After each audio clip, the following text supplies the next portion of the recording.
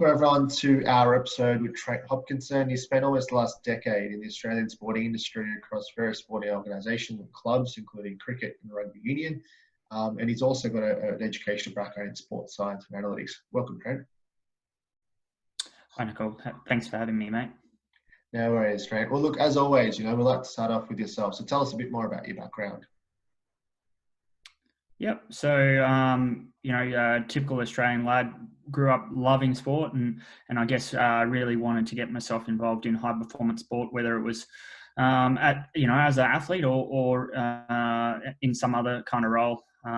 So did a double degree in sports science, sports management at the University of Canberra, and was lucky enough to get a scholarship with the ACT Brumbies and do my honours thesis. Nice. And from there, obviously been lucky enough to work with a range of different sports that I didn't quite know when I was starting. So something like hockey or rugby, I wasn't necessarily, didn't necessarily have a background in those sports, but, I guess being immersed in that high performance sport drove me to the point where, obviously got to work in something I really loved in cricket, and now I've sort of found myself back at the AIS in a sort of analytics role where I'm looking after a range of different sports. So that's been really exciting.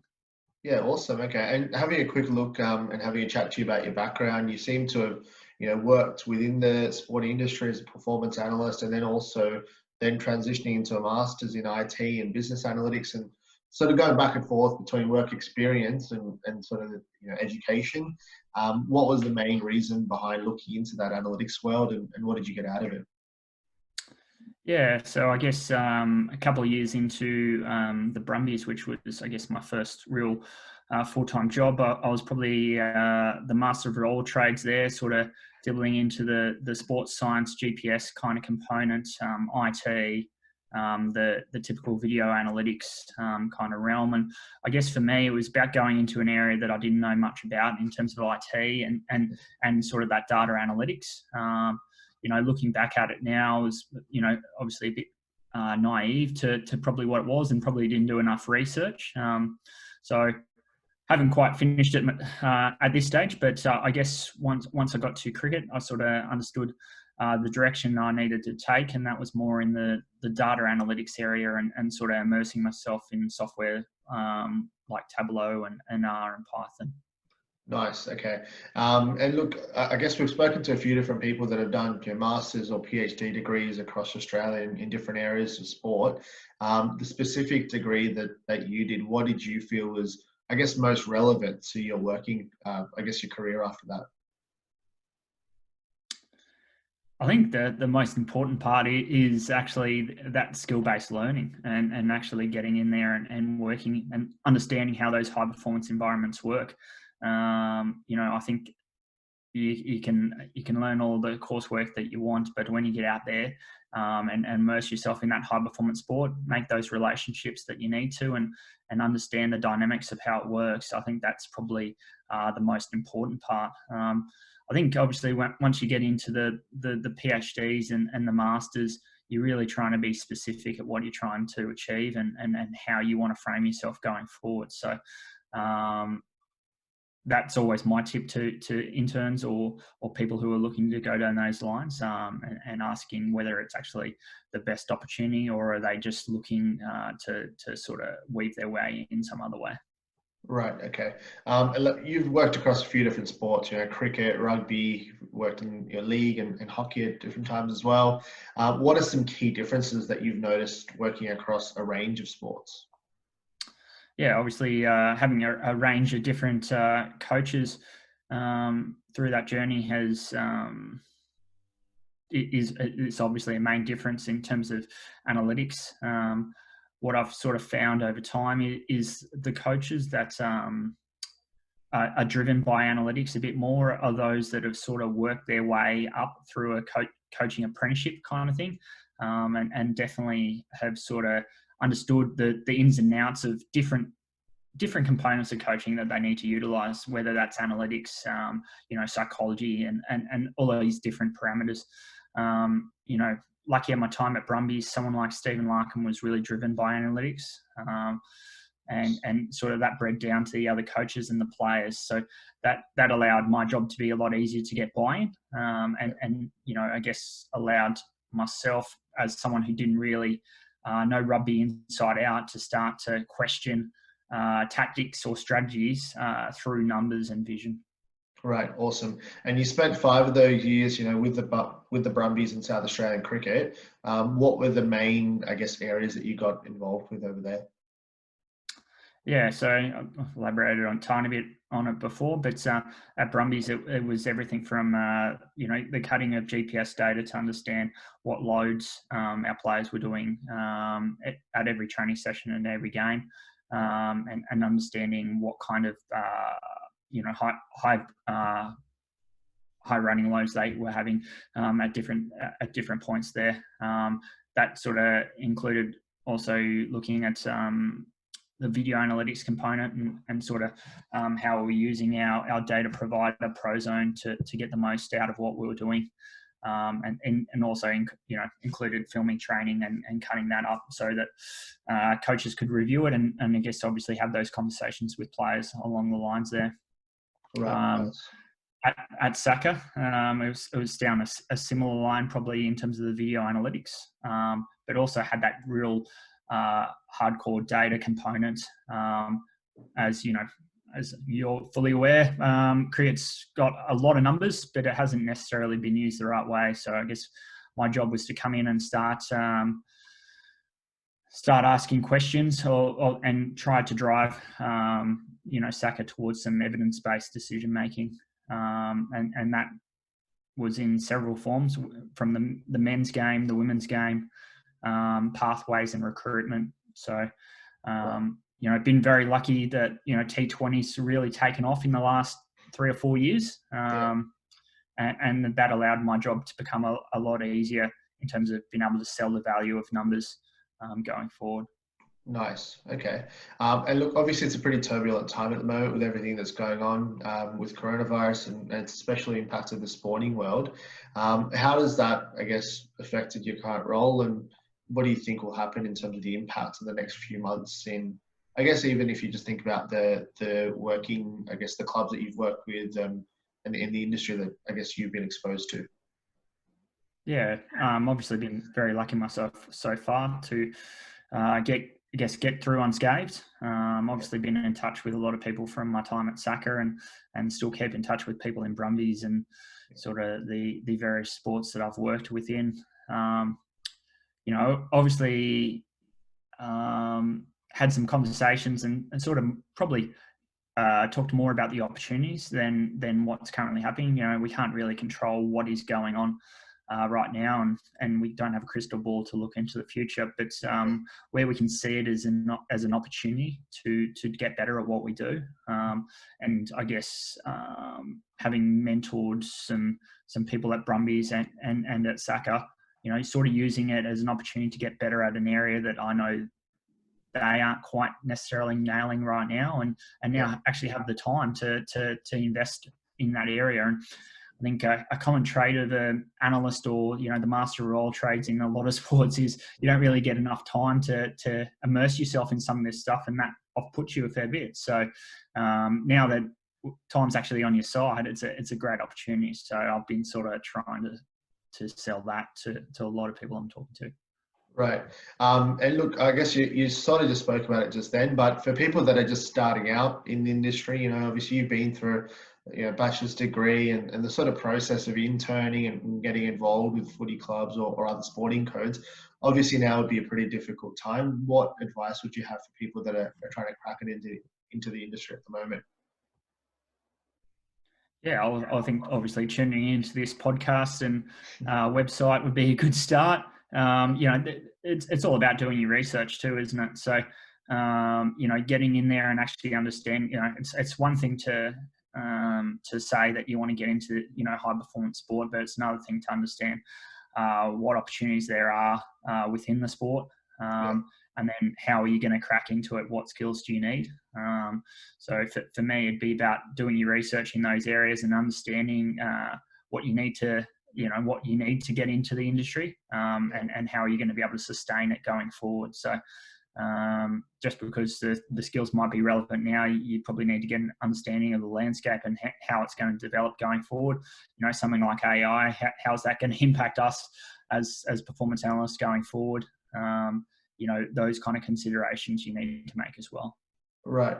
And I've been using, I mentioned to you before that sort of professionally for the last 5 years, I've recruited for data science and analytics professionals. So I'm not a technical person myself, but I've got a good understanding of the sort of layout of that industry. We were just talking about doing your research and figuring out what opportunities would be out there.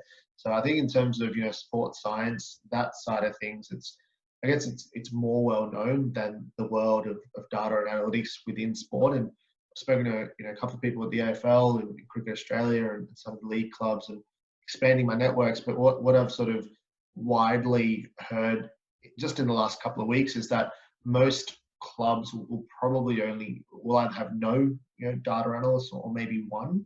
From your understanding of the areas of the industry that you've been exposed to, would that be right? Like, it's a relatively new space and people will probably most likely only have one analyst at most.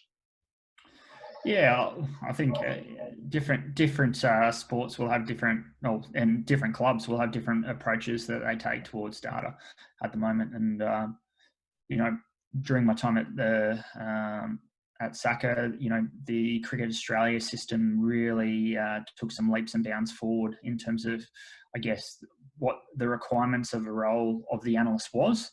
And how that's changing. I think universities are doing a really good job now in terms of providing those skills that they can become the master of all trades. I think the old-fashioned analyst, becomes a bit of a coding monkey, if I'm honest, in terms of cutting up a lot of vision, doing a lot of manual work in Excel, and those times have changed, and obviously you need more skills to get through it. So I think in terms of your hardcore data scientists, there's limited roles there at the moment in those bigger organisations.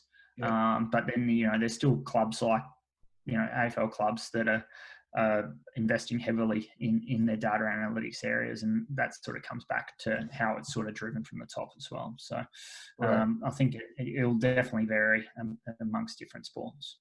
Nice. Okay. And I think definitely I can attest to that. I think the AFL is doing a really good job in terms of investing into analytics. So I was speaking to I think her title's the head of analytics over at the AFL, and I think they had a lot of really interesting plans to sort of invest further. Obviously, those plans are probably on hold for the next few months, but hopefully they can kick off again. And yeah, it's just a really interesting time. I think that link between, I've been even spoke to someone who did a PhD in Singapore, and I was asking them about the difference between what they saw over there and in Australia. And I think the Australian sporting, I guess from a sports science point of view, a lot of countries are looking up to Australia, and I think data and technology is kind of like that next step. And it sounds like we're getting there. We just need to, I guess, navigate past the next few months. Yeah, absolutely. One of my colleagues at the moment's actually just been over in America for the last 5 years, and he reiterated all those comments around in the sports science and tracking area. Australia's really leading the way, and I think all you need to do is look at some of the sports scientists that are over in America and making inroads. Someone like Jace Delaney, who's made a real impact there, and I think he's now at the Boston Celtics. But that data science area, we're still a bit behind the US, and it comes back to investment from their point of view. They invest so much money into that area.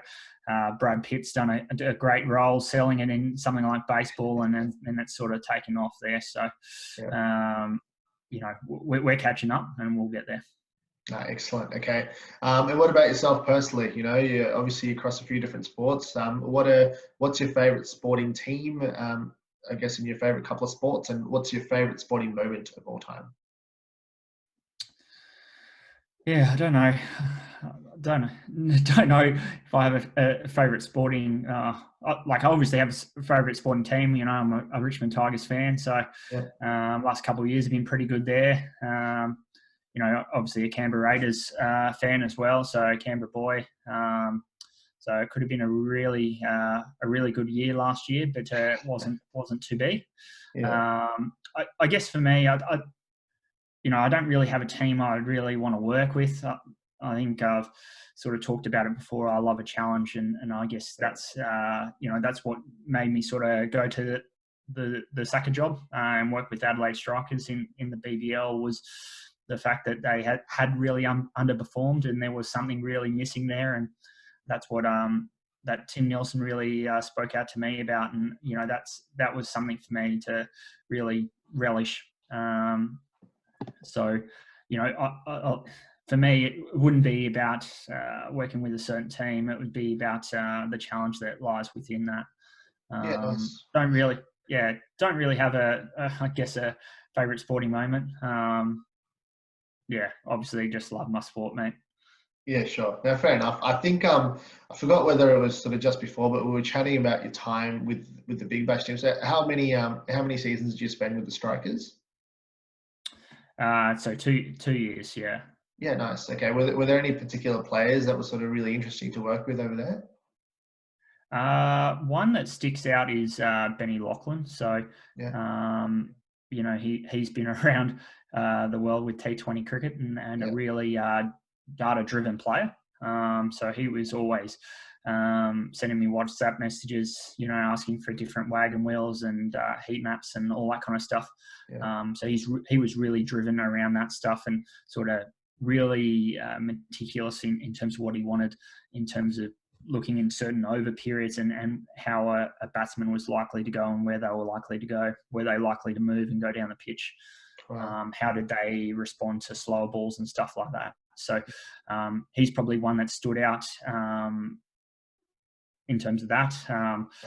Travis Head was also a very good thinker and loved to, I guess, get a whole package of data and video to understand how we could implement strategies there. So working with him and Jason Gillespie over those 2 years was quite incredible to understand, I guess, from the player and coaching point of view, you know, the different mindset they had, and sort of trying to put numbers to those. Right. Okay. And you know, on the pod, we've spoken to a couple of people. I think one was from the UK, one from South Africa, and I just spoke to one of the guys from India that works over at Cricinfo. So I'm starting to get a really, I guess, good picture globally of, you know, how T20 especially is advanced, you know, tech and analytics in cricket. Did you get a sense of that? Obviously, the BBL only runs for a couple of months every year, and you would have been with Saka for, you know, 6 or maybe even 12 months, the whole year. Did you feel like the Strikers and the Big Bash advanced a lot of the stuff that you were looking to do throughout the year? Absolutely. You know, obviously when I was starting there, as I said, it was, to be honest, the role was a lot more of a coding monkey kind of job. And you know, depending on your coach, you might have been able to provide some reports and some wagon wheels that were really insightful. Not sure. Yeah, I think there was a bit of a clean slate of analysts that came in around when I did as well, and that allowed us to really expand off what we were doing. Someone like Thomas Bodie got employed at Cricket Australia in a data science role, and we sort of continue to make real progression there. And obviously, CritViz has come in and from the commercial TV side has really taken the game to the next level, and you know, being able to have access to the data that they did around Hawkeye and understanding that our data was very valid once we got it as well made a huge difference in selling it to coaches and players as well. So it's definitely taken a huge leap in the last couple of years, and I'm sure it'll only continue to go further and further. Yeah, awesome. Okay, well, look, that was super insightful, Trent. Thanks for coming on, and we'll have a link back to your profile. So if any of the viewers want to reach out, they can get in touch through there. No worries. Thanks for having me out. Awesome. Thanks. Hope you enjoyed this episode. If you'd like to check out more of our content, go to sporttechdaily.com or follow us on social media across Twitter, LinkedIn, Facebook, or Instagram.